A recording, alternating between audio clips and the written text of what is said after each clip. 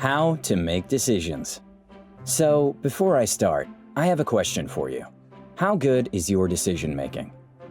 Do you sometimes get feelings of doubt or uncertainty when you make decisions? Are you one of those people who spend hours debating over an idea in your mind before finally coming to a final conclusion? Do you hate making decisions?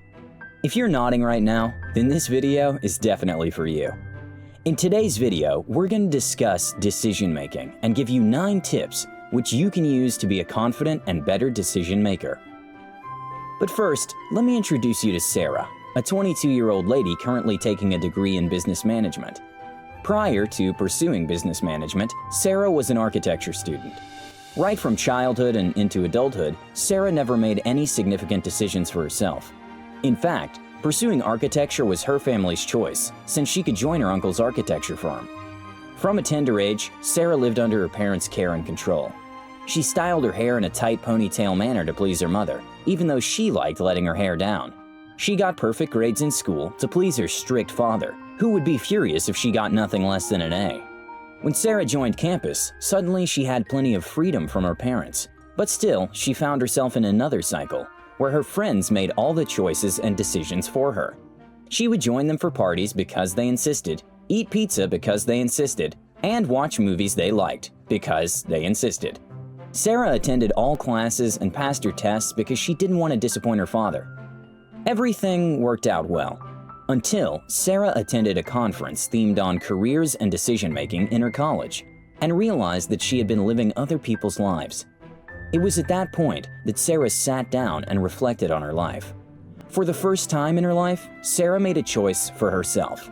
She took a 1-year vacation and quit architecture against her parents' wishes. The majority of her classmates who genuinely enjoyed architecture also asked her to stay, but Sarah knew that she didn't share their enthusiasm. She decided to explore the business world during her vacation. She interned with different companies and explored different aspects of businesses to see which she enjoyed the most. After returning home, Sarah decided to pursue a course in business management.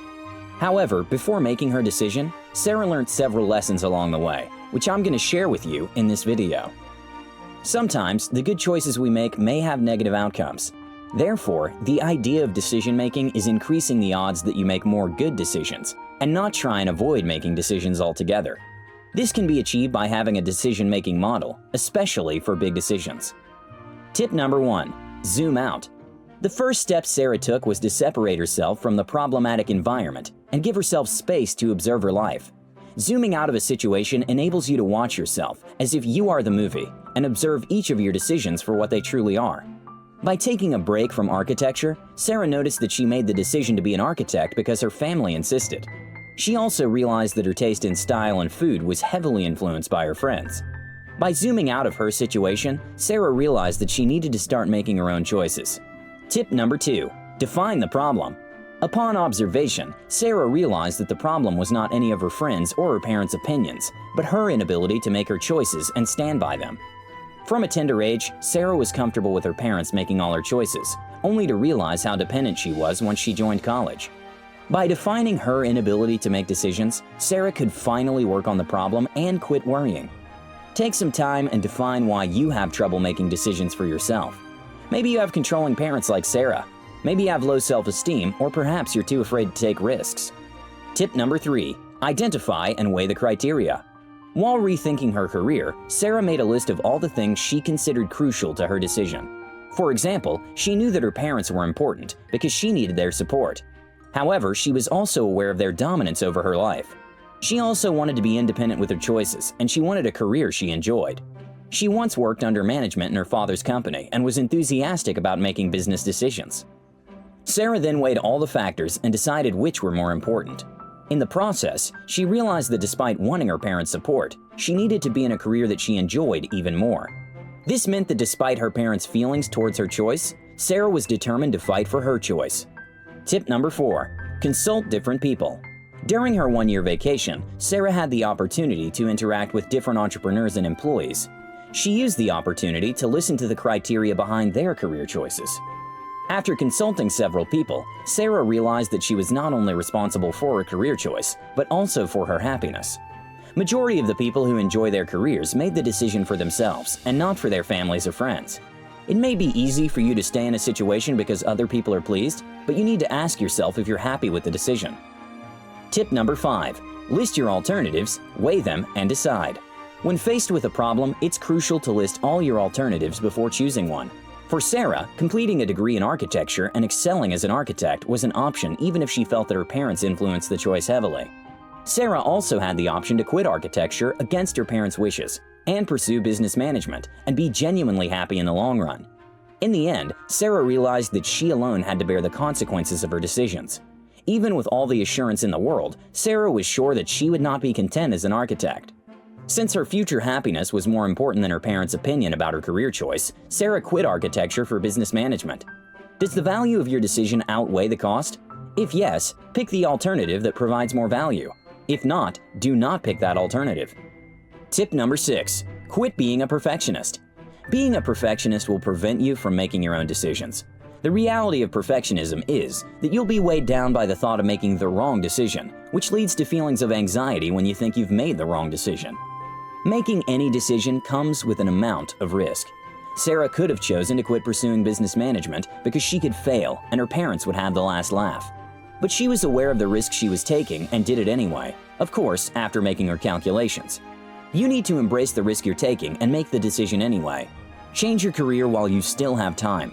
Start your business even if you don't have the perfect plan. Launch your online business and learn more along the way. You may face surprises and failures along the way, and at that point you can change your decision and take a different path. Avoid being afraid of failure and you'll definitely make more choices than you're making now. Tip number 7. Make small decisions a routine. Successful people make routines out of small choices. For instance, Mark Zuckerberg is famous for wearing his gray t-shirts and hoodies, even to important meetings. Steve Jobs is famous for wearing black turtlenecks, while Barack Obama stated that he cut down his official dress code to gray or blue suits.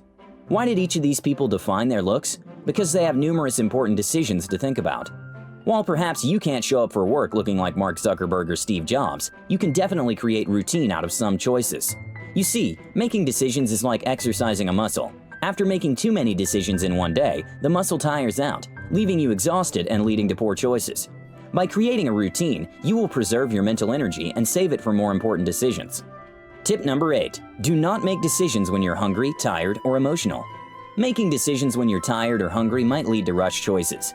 In these states, you're more concerned with doing away with the decision rather than weighing the risks. Do not make important decisions when you are tired or sleepy. Instead, postpone the decision until after you've eaten or rested. This goes for emotions too. You're more likely to make wrong and rushed decisions when you're highly emotional. Being too anxious, angry, sad, or happy will cloud your judgment and increase your chances of making a poor decision. Tip number 9. Set a time limit. Lastly, remember to set a time limit for major decisions. You need to create enough time to weigh your options, but not take too long that you end up postponing the decision entirely.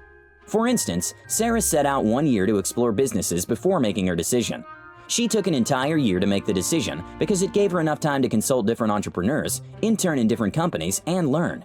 However, if you're making a decision on what to wear on a date, you probably don't need more than 30 minutes. Do not prolong the decision for so long that you're unable to focus, but also avoid setting so little time that you end up being anxious. Set a time limit and have a decision by the deadline. Thank you guys so much for watching, and I hope you've gained value from watching this video.